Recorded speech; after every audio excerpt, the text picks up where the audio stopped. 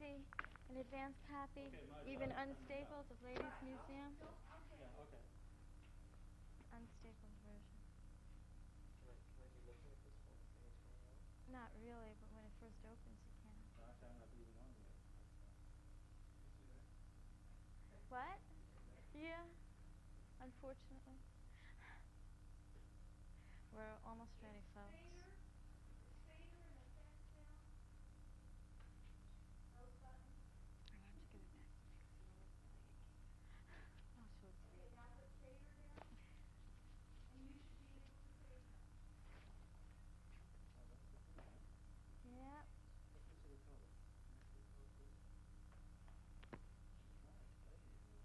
Ladies Museum. Hello, good evening.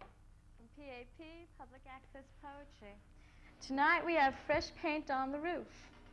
Our first reader, Yuki Hartman, is the editor, or co-editor, I should say, of a new anthology of younger poets, Fresh Paint.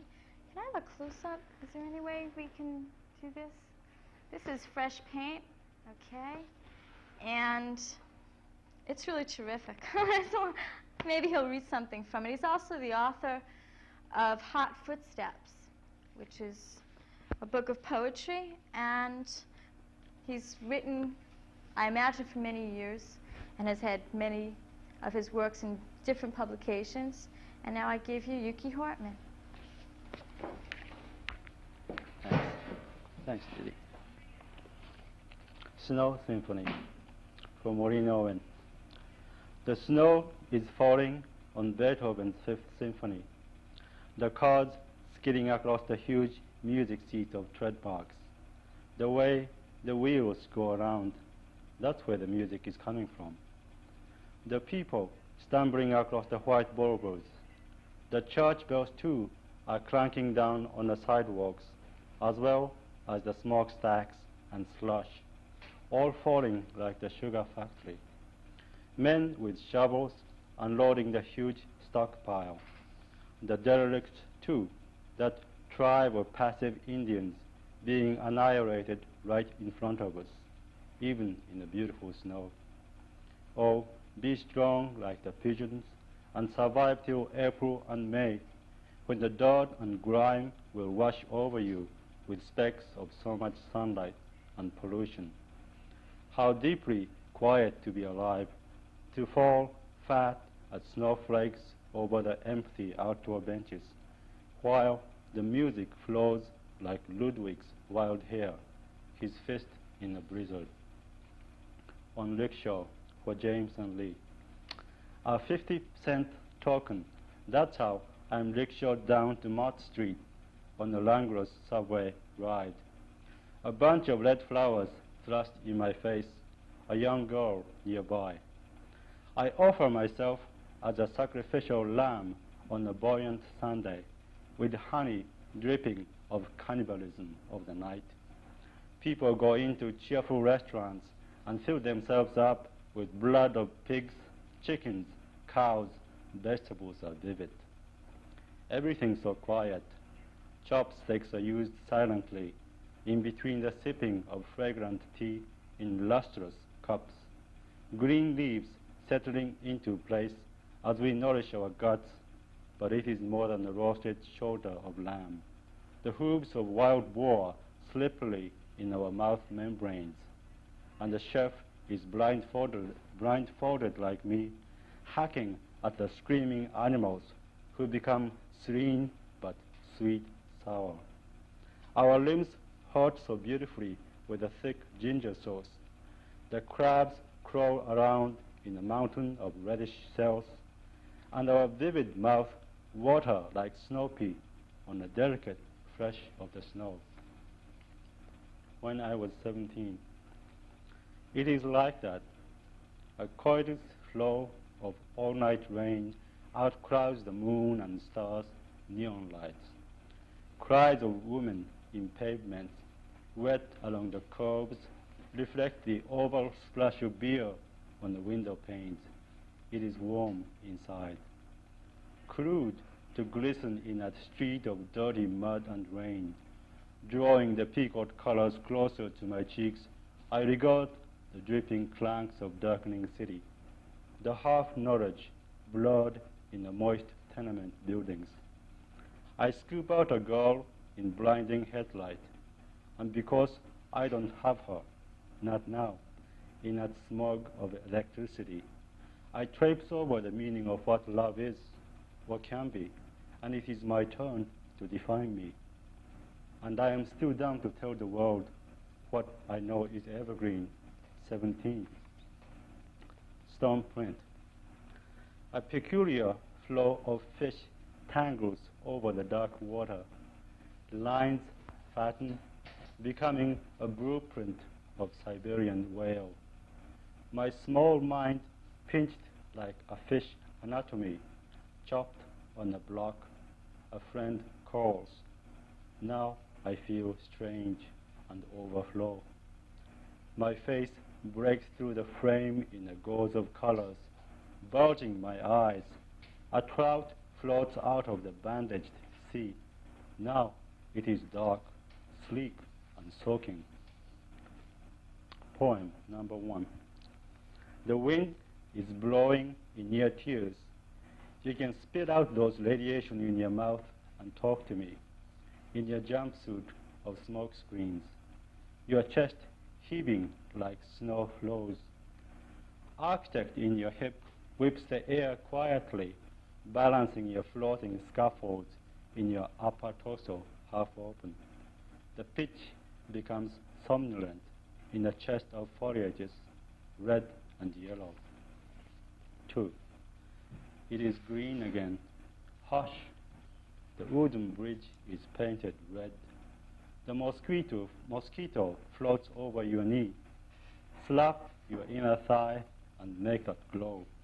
A rose is afire with gigantic color. Soft woodcut. The sitting duck is not so still. She laughs in a peaceful pond. The light continues to overflow. Chop, chop. The speeding frames slatted again. This is rather consolidating, is it not? Clarified with colors too, the fat strokes of the brush. What falls is this air full of irreverency. Autumn leaves bouncing invite you closer to the pond. Have you dipped your finger there? Slowly, you've been sleepy and fat. Your wrinkles laugh like cheesecake in the light.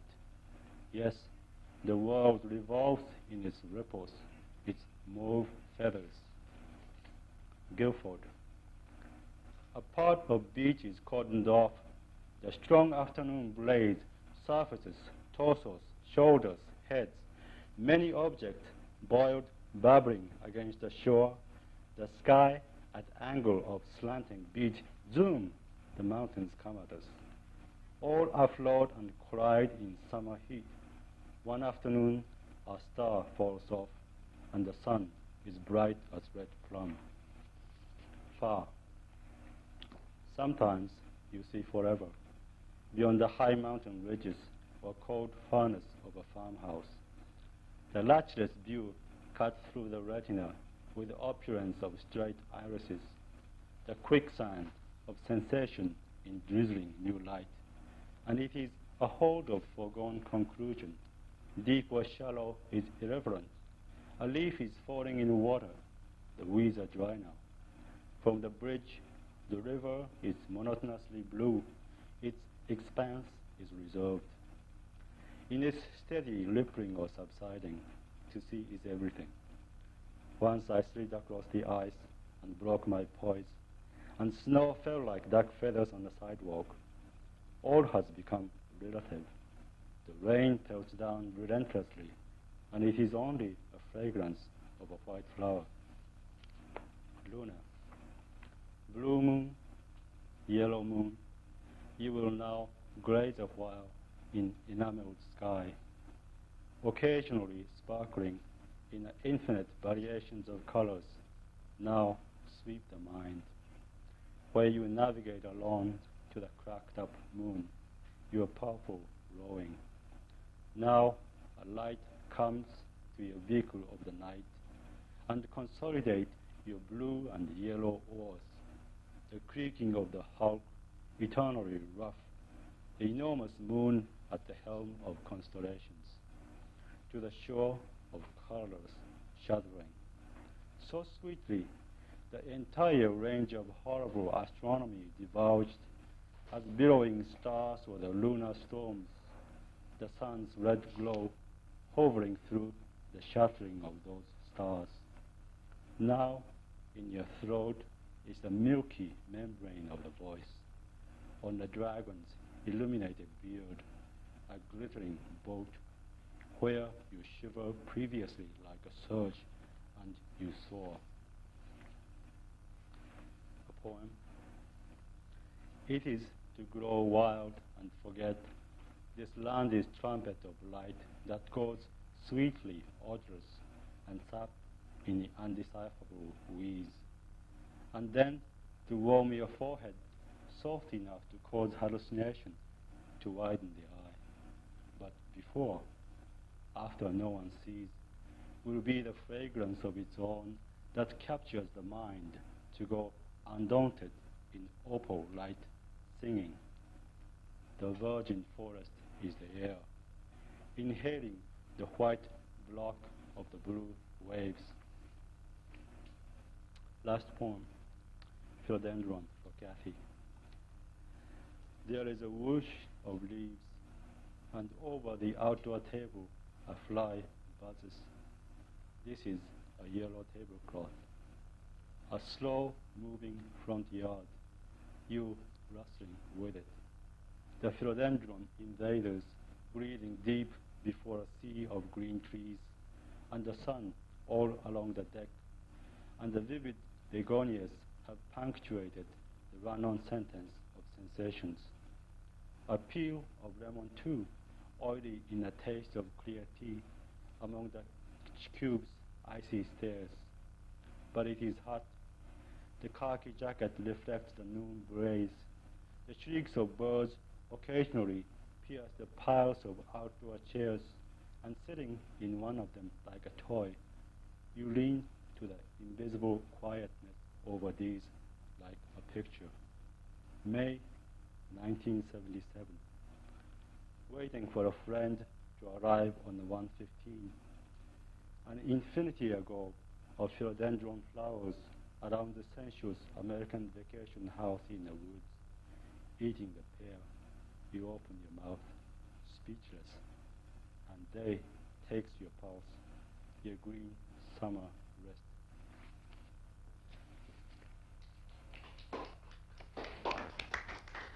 That's great. That was Yuki Hartman, and our next poet is the co-editor of an anthology. I guess it's an ongoing anthology because it's a magazine that's put out in stages. So it could be, it defies description. That was James Sherry telling us about his magazine that describes description. And this is roof number 3. There have been 2 previous ones, and I'm over here. And we now have James Sherry. Thank you, Dee Dee.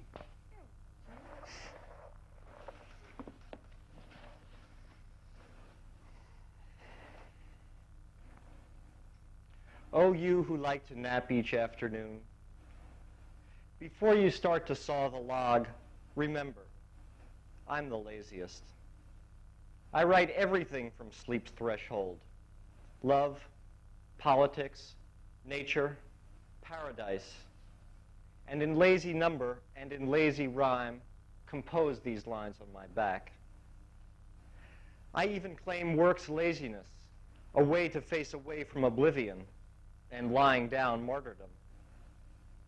I'm not carried away by scenes or jumping up to wave the flag, but hover in between these sheets, my eyes on you to best be seen.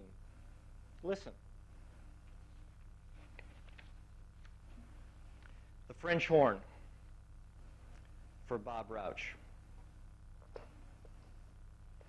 Fingers tremble over the belly, in whose round lurk tangled brass dragons curling up your leg as you sit between two corpulent men in overcoats, tickling the curve of your calf and the circular cloaca and the spit key. Call with zephyrs, puff your cheeks o'er curling crests, make men war, maids to marry, hounds to hunt, all through alloy, conch, and horn, make ships heel to blue.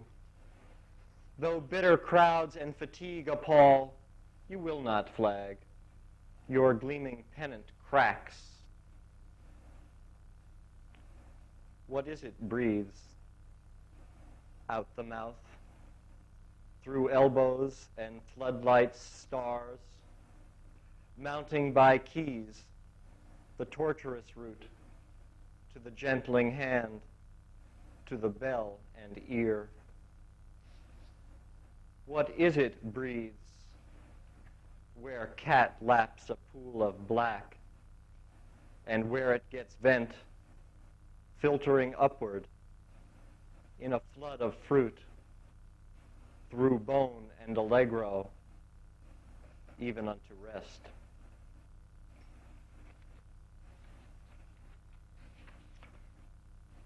Are there actually people behind those cameras? That's what I'd like to know. I do a lot of anonymous things these days to not think about you, who know me like soldiers too disfigured to be identified, new Alsatian trenches.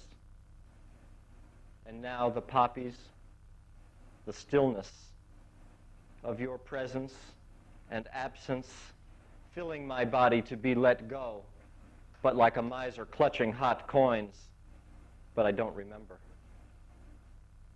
I find me at a fruit stand fingering oranges and figure I'm not in jail and therefore haven't been exposing myself. One thought runs into another.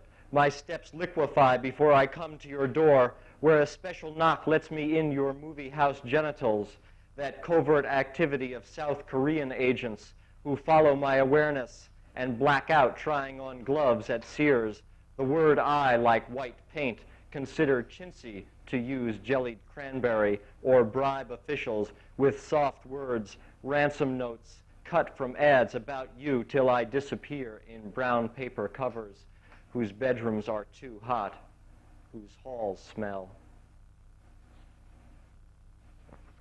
I need a drink.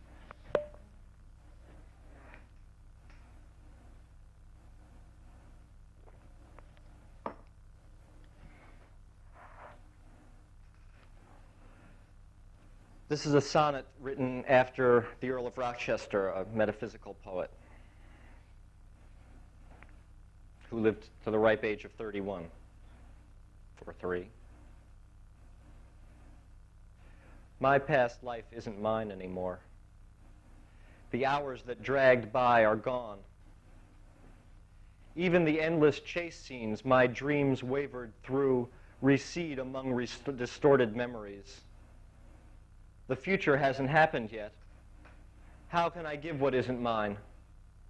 The present moment's all I have, and that, as it arrives, you see, you get until you say when. Don't tell me I'm ignoring you, or think sometimes of other girls. That I'm awake and with you for a minute is a miracle.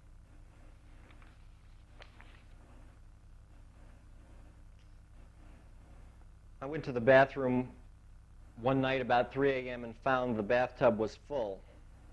So I got in and wrote the following, me as her thinking about herself in her bath. Bear down if he shoots. Will my head rise, again crossing the Delaware, prow breaching foam, white as his wig. I know why he wears, I know my motel. And at a toss of my hair, men cringe back to the dark, spittle stiff little piggies, rosy in the bubble bath, earth bright with flaming, one testicle of God, my hatpin into, one breath ripe to marry, no use, almost clumsy hands in dill. I dreamed, you know, I dreamed the moon half gone, a coal-black mare. I know why, V for Victory, Churchill. And that only a turn of my ankle. Mother, come, watch me take dictation. Gliding down past teacups. If only he would speak. I need a helicopter to be busy enough. He can say what he wants. Poor fish. Water takes them. Take your baby girl.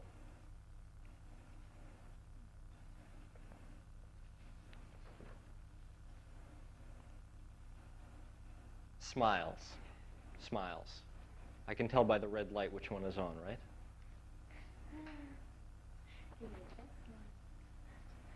I run on to many smiles at you, winking, blinking, with teeth, to assure you for my lack of words, to tell you of my love.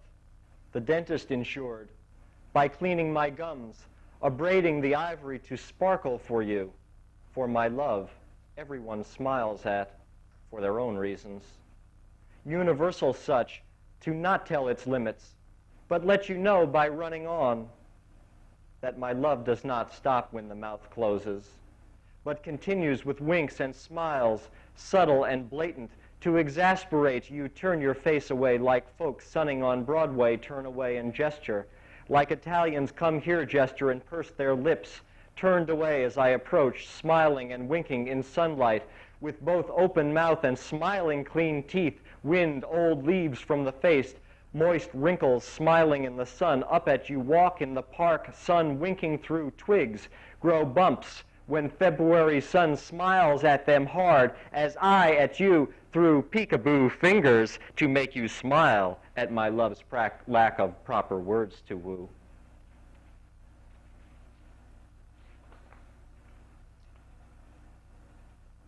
For Ted Berrigan and Alice Notley.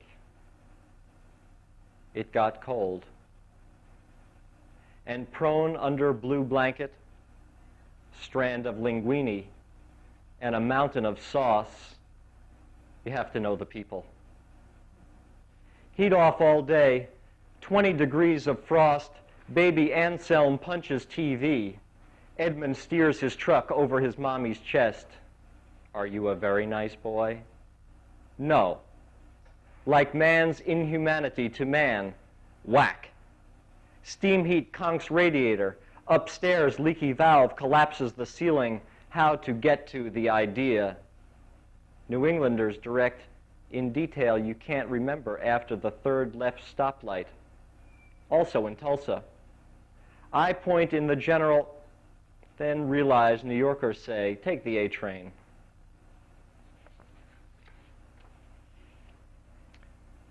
Clamor. Clamor. Brilliant late winter sun. A grunting bus points toward a most human haven. Look out. I too manufacture. Not to produce a dilapidated tenement held up by chewing gum and skate keys in which I too sit in a straight back chair. Not for my final erect pose in you, but how I got here, of 1,000 nights, tracked in a matter of continual nothingness, I attach to, pouring ingots of air with no contract, exercising daily in fear to dam the flow for future hydroelectric babies. Look out, me too.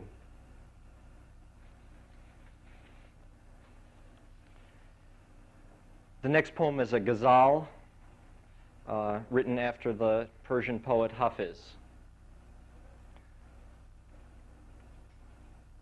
Again time's out of joint, and again I crave your lascivious touch. The will of the people's a perfect thing. Whose face will it smash next on the front page?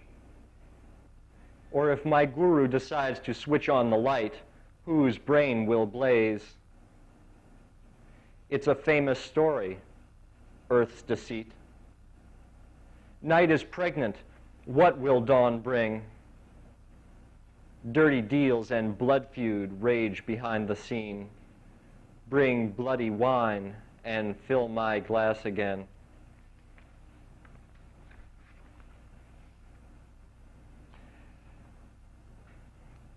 Breakfast in Berlin, Patchwork, with lots of coffee. United Patchwork, Part 2, and this is programmatic. Waltz. What thighs beneath a dress during. Waltz and rush of patchwork, fabric, mind. Waltz, dangerous, no return. Chandeliers and Linzer schnitten, no one becoming something else. Nobody needs to stop. Moreover, eclectic values improvised can make each value meld entirely. Virtually everybody can hear broken up funny void running through blackout and wake up in a gas station on Route 40 in Kansas City woman, tobacco stain yellow on her barracks of parents, about to be sued. For we are a unison, strapped to a critic's bedpan. No way out but through ventilators and race through metropolis. Enough verve to return to agricultural communities, worship female deities like in the 1950s. Many even voices coincide and react only, mixing echoes vanquish sense this is going too fast. Semiconductors can't control this tongue anymore. Horses flying off merry-go-round. Help. There is no solution but love. Bull. There is no solution but love. Hang on. There is no solo. These five ache between cool sheets, every limb in a cast floating down yellow river in bamboo unison means every voice together. Melody, either vice or sentiment, such as I could never be you.